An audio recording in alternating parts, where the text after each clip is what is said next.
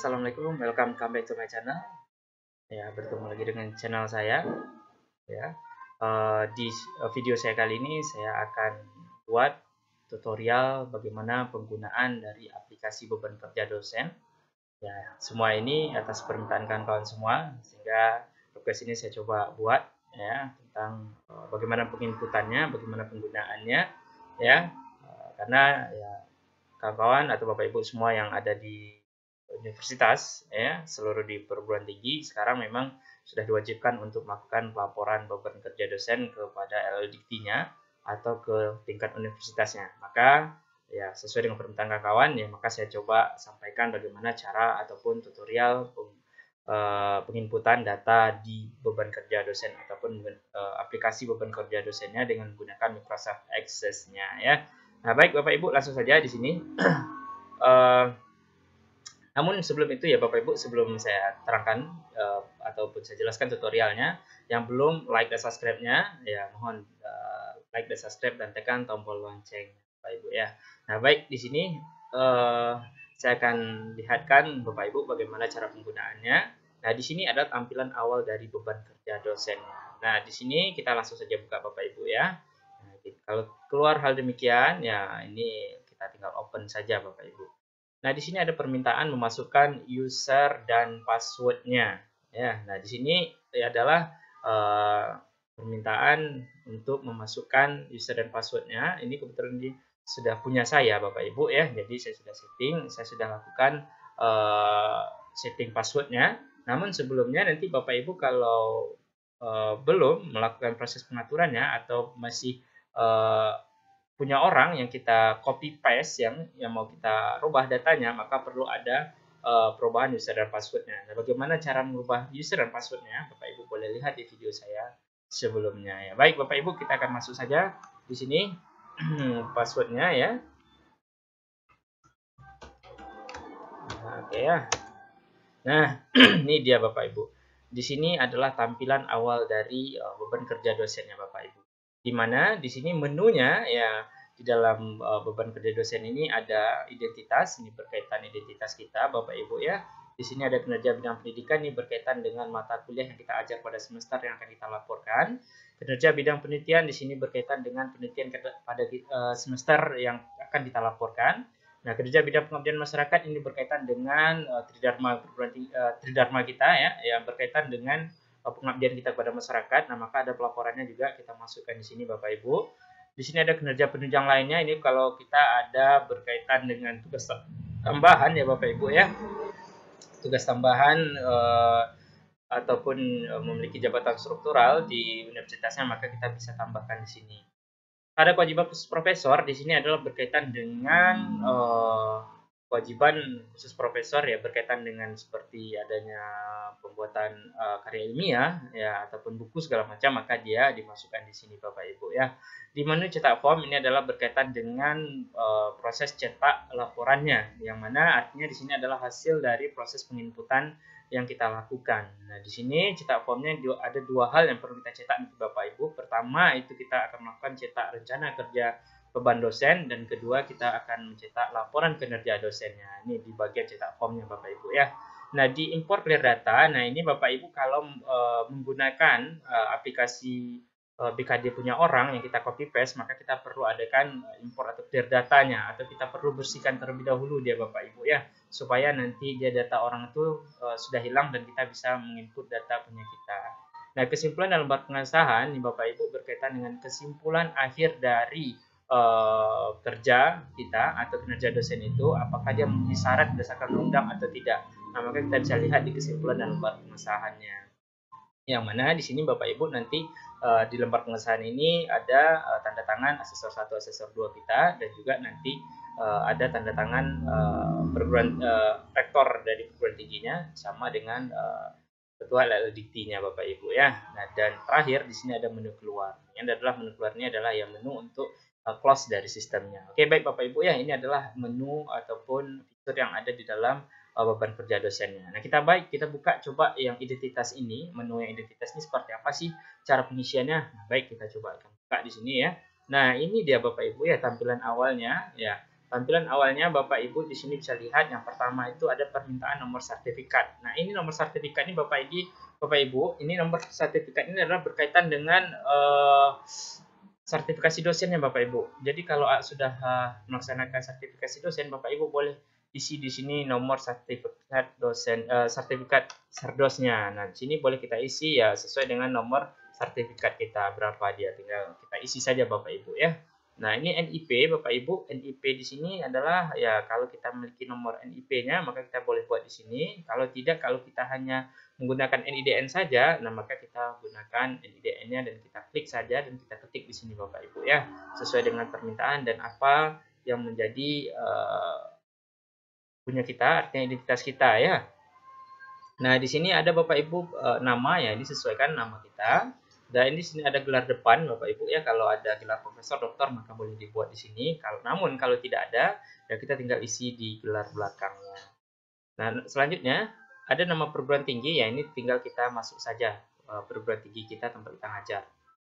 Nah, ada alamat perguruan tinggi, ini sama. Ini juga nanti akan kita masukkan sesuai dengan alamat perguruan tinggi kita ya. Nah, fakultas atau departemen di sini ya, fakultas apa kita mengajarnya. Ini ada perintah program studi, kita tinggal masuk saja di sini program studi apa yang tempat kita mengajar ya, tinggal kita buat ya Bapak Ibu, tinggal ketik saja sesuai dengan program studi Bapak Ibu mengajar. Nah, di sini ada jabatan fungsional. Nah, Bapak Ibu yang sudah memiliki jabatan fungsional boleh isi di sini ya. Dibuat apakah dia asisten ahli, lektor atau lektor kepala, dengan golongan apa dia, maka tinggal dibuat di sini Bapak Ibu ya, sesuai dengan jabatan fungsionalnya. Nah, kalau seandainya saya dosen baru belum punya jabatan fungsional, nah Bapak Ibu boleh kosongkan terlebih dahulu. Nah, di sini ada permintaan tanggal lahir, ya Bapak Ibu tinggal isi juga tanggal lahirnya, tempat lahirnya di mana ya. Nah, di sini ada pendidikannya, di sini ada permintaan pendidikan, Bapak Ibu pendidikan S1-nya apa? Nah, tinggal kita klik juga, kita ketik di sini dan kita buat. Nah, di sini ada tombol panahnya ya Bapak Ibu, di sini adalah fungsinya untuk mengupload dokumennya. Bagaimana cara mengupload dokumennya? Bapak Ibu tinggal klik dan cari dokumen yang sudah kita scan atau PDF atau dalam bentuk JPEG-nya, dan kita tinggal klik dan open ya, otomatis dia akan masuk di sini Bapak Ibu ya. Nah, untuk pendidikan S2 sama Bapak Ibu boleh masukkan juga di sini ya. Jadi S2-nya apa, dan nanti tinggal upload juga di sini yaitu dokumennya berkaitan dengan ijazahnya ya. Sama caranya, tinggal klik dan open juga dia ya. Nah, S3-nya sama, kalau dia sudah doktor maka kita lakukan proses yang sama. Nah, di nomor 13 ada permintaan jenis di sini. Ini adalah jenis terkait dengan apakah kita dosen biasa, profesor, dosen dengan tugas tambahan atau profesor dengan tugas tambahan. Nah, di sini kebetulan kita menggunakan dosen dengan tugas tambahan ya. Nah, terus yang 14 ini bidang ilmu. Nah, bidang ilmunya di sini adalah sesuai dengan bidang ilmu kita, konsentrasi kita apa. Nah, kita tinggal buat juga di sini sesuai dengan ijazah kita Bapak Ibu ya, ijazah paskanya ya, S2-nya. Nah, di sini ada permintaan nomor HP, kita tinggal buat juga nomor HP. Tahun akademik di sini Bapak Ibu, tahun akademik laporannya. Kalau kita mengajar tahun 2018-19 tahun akademiknya, maka kita buat 2018-2019. Semester berapa di Bapak Ibu, kita tinggal pilih. Apakah dia gasal atau genap? Gasal di sini adalah semester ganjil Bapak Ibu ya. Nah, kalau genap maka kita klik tinggal semester genapnya. Nah, di sini ada permintaan memasukkan asesor 1, asesor 2. Nah, asesor di sini Bapak Ibu kalau dia masih belum serdos ya, maka biasanya dia asesor 1, asesor 2 itu adalah asesor 1-nya itu dekan dan asesor 2-nya itu adalah kaprodinya ya. Nah, tinggal kita pilih saja di sini Bapak Ibu. Nah, kalau ada namanya di sini sebagai asesornya maka kita tinggal klik dan kita oke-kan. Namun kalau tidak ada ya, maka kita perlu memasukkannya secara manual, tapi secara manual ini perlu kita ada settingnya ya, ada pengaturannya. Nah, bagaimana cara settingnya, pengaturannya? Maka Bapak Ibu bisa lihat video saya sebelumnya ya. Nah, di sini ada permintaan email ya, sesuaikan masukkan email kita, dan terakhir ada permintaan masukkan KTP. Nah, KTP di sini kita masukkan ya sesuai caranya, kita klik tombolnya open, kita ambil yang sudah jadi PDF atau JPEG-nya lalu kita open kan, maka secara otomatis dokumen KTP kita sudah masuk di sini. Ini buktinya Bapak Ibu sudah masuk ya. Nah, ada satu lagi Bapak Ibu di sini ya, ada tanda panah 2 ini program studi tadi ya. Nah, di sini kita akan masukkan dokumen terkait dengan SK SK kita sebagai dosen tetapnya. Nah, Bapak Ibu boleh klik di sini sebagai untuk masukkan dokumennya ya. sudah jadikan JPEG ataupun PDF-nya, lalu tinggal open. Nah, maka dia secara otomatis masuk dia di sini, nampak lihat Bapak Ibu ya. Oke, itu yang pertama yang berkaitan dengan memasukkan identitasnya. Nah, kita lihat yang kedua ya, berkaitan dengan kinerja bidang pendidikan ya. Di sini kinerja bidang pendidikan Bapak Ibu sekalian, di sini adalah berkaitan dengan mata kuliah yang kita masukkan pada atau kita ajarkan pada semester yang dimana kita akan lakukan pelaporannya. Nah, maka di sini ada ya, kita tinggal masuk satu di sini ya. Nah, sini jenis kegiatannya mata kuliah apa yang kita ajarkan pada semester tersebut. Nah, terus ada pilihan di sini ya, kita ada berapa pilihan di sini, A, B, C, D sampai M ya. Nah, biasanya kita yang kita pilih adalah poin A ya, melaksanakan perkuliahan atau tutorial dan membimbing, menguji serta menyelenggarakan pendidikan di laboratorium, praktek keguruan ya, ada segala macamnya. Biasanya kita poin yang A. Nah, ini bukti penugasan di sini adalah bukti penugasan bahwa kita mengajar mata kuliah tersebut adalah biasanya SK dari dekan ya. SK dekan di sini ya berkaitan dengan penunjukan kita mengajar mata kuliah tersebut pada semester tersebut. Atau mungkin di perguruan tinggi Bapak Ibu bisa lihat mungkin ada SK dari rektor. Nah, maka boleh diisi ya. Kita tinggal kita ketik di sini dan kita upload dokumennya. Nah, caranya bagaimana? Kita tekan tombol ini ya, tombol panah depan, dan kita pilih mana dokumen yang sudah kita scan atau ya sudah kita PDF-kan atau JPEG-nya. Kita tinggal klik, nanti tinggal open. Maka secara otomatis dia masuk di sini Bapak Ibu ya. Nah, kalau seandainya nanti mau menghapus, ada yang salah di bagian ini, tinggal Bapak Ibu tekan tombol silang, maka otomatis dia akan hilang ya. Nah, di sini SKS ya Bapak Ibu tinggal isi SKS mata kuliahnya berapa SKS, yang mata kuliah tersebut tinggal diklik. Masa penugasannya di sini tahun berapa dia, apakah dia semester ganjil atau genap dia. Maka dibuat di sini. Nah, bukti kinerjanya ya, bukti dokumennya tentu ketika setelah selesai perkuliahan. Nah, tentu kita akan melaksanakan ujian akhir semesternya.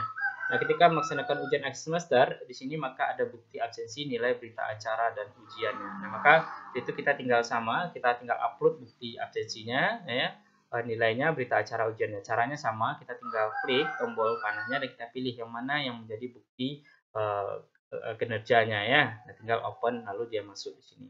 Dan SKS-nya berapa? Nah, kita tinggal masukkan juga sesuai dengan SKS-nya. Nah, di sini ada pilihan selesai, lanjutnya, gagal, lainnya, dan atau beban lebih dia. Maka di sini kalau sudah selesai maka kita bikin selesai.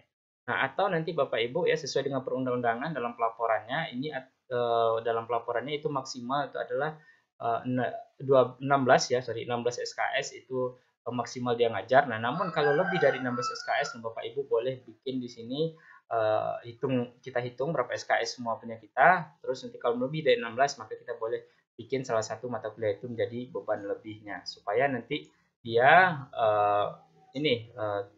tidak kesimpulan akhirnya dia menyatakan bahwa kita memenuhi syarat dalam perundang-undangannya. Oke. Selanjutnya kita akan lihat di bagian bidang penelitian. Nah, bidang penelitian di sini adalah berkaitan dengan penelitian kita pada semester yang berjalan. Nah, ketika nanti di sini kita melaksanakan penelitian pada semester berjalan tersebut, maka semuanya datanya kita masukkan di sini. Contoh pertama yaitu kalau kita ada penelitian maka kita bikin nomor 1, terus nanti jenis kegiatannya apa. Nah, jenis kegiatannya kita boleh buat dengan judul penelitian kita. Nah, terus di sini poinnya apa, dia apakah menghasilkan karya ilmiah, menerjemahkan, mengedit atau menyunting karya ilmiah, atau membuat rencana karya teknologi yang dipatenkan, atau membuat rencana karya teknologinya. Maka kita pilih sesuai dengan yang menjadi tujuan akhir dari penelitian kita. Nah, biasanya sini ya banyak menghasilkan karya ilmiah, maka kita pilih poin A. Bukti penugasannya apa? Biasanya ada SK dari rektor atau LPPM-nya. Nah, cara nguploadnya sama, kita tinggal ambil panah atas ini dan kita cari di mana dokumen yang menyatakan SK tersebut ya, yang sudah jadi PDF atau JPEG ataupun nanti dalam bentuk PDF-nya ya. Kita open lalu nanti otomatis dia masuk di sini. SKS, kalau ada pengakuan SKS maka kita buat. Masa penugasannya sama ya, tahun berapa dia ya. Contoh tadi 2018-2 itu semester genapnya, maka kita bikin di sini. Bukti dokumennya kalau sudah selesai nanti berarti ada laporannya ya. Kita tinggal upload sini laporannya apa, dan tinggal upload juga sama di sini ya, tekan tombol panah ke atas dan lalu open. Nah, di sini SKS-nya kita buat kalau memang ada pengakuan SKS, dan sini selesai atau lanjutkan. Nah, kalau selesai kita tinggal pilih selesai lalu close ya. Nah, untuk bidang pengabdian masyarakat, ini sama ya, pengabdian masyarakat sama, prosesnya penginputannya sama. Kita bikin jenis kegiatannya, ya, pengabdian masyarakat tentang apa, terus nanti dia, apakah dia menduduki sebagai jabatan sana, melaksanakan pengembangan hasil, atau yang mana, nanti kita pilih, dan kita klik saja, terus nanti buktinya apa, ya biasanya ada SK dari rektor atau LPPM, tinggal kita upload juga sama caranya, panah atas, kita open, terus SKS-nya kalau ada pengakuan SKS kita tinggal pilih, kita taruh satu atau dia 3 SKS-nya, tinggal sesuaikan saja. Masa penugasan sama tahun semester berapa dia atau tahun berapa dia, kita tinggal buat di sini. Bukti dokumennya kalau selesai apa? Kalau ada laporan maka kita bikin laporan atau dokumentasi yang lainnya. Tinggal upload juga dokumennya di sini, lalu di-open kan. Dan SKS-nya juga, dan di sini kalau dia sudah selesai maka kita pilih selesai, kalau tidak bikin lanjutkan atau gagal atau lainnya atau menjadi beban lebih dari Bapak Ibu. Nah, ini semua kalau banyak nanti melaksanakan pengabdiannya tinggal kita bikin yang nomor 2-nya. Setelah selesai pengisian kita close-kan Bapak Ibu. Selanjutnya kita lihat di kinerja penunjang lainnya. Nah, sama ya, di kinerja penunjang lainnya ini sama, proses pengisiannya sama. Di sini kalau kita memiliki bidang menjabat di bagian struktural, maka semuanya kita masukkan di sini ya. Nah, caranya sama ya, jenis kegiatannya di sini kita sebagai apa? Sebagai dekan, kaprodi, atau kepala bagian segala macamnya.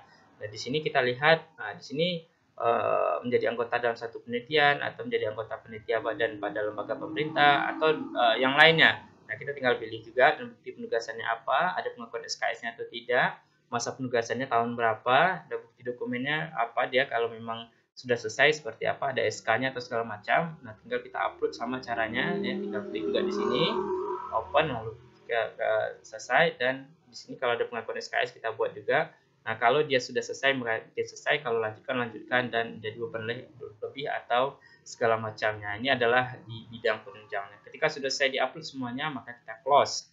Nah, untuk berikutnya, ini kewajiban khusus profesor, ini adalah berkaitan dengan bidang pembuatan bukunya atau karya ilmiah segala macam yang menjadi kewajiban profesor, maka semuanya dimasukkan semuanya di sini. Sama ya caranya, kita tinggal buat jenis kegiatannya apa, terus kita lihat di sini apakah dia menulis buku, karya ilmiah, atau menyebarluaskan gagasan segala macam, kita tinggal pilih ya.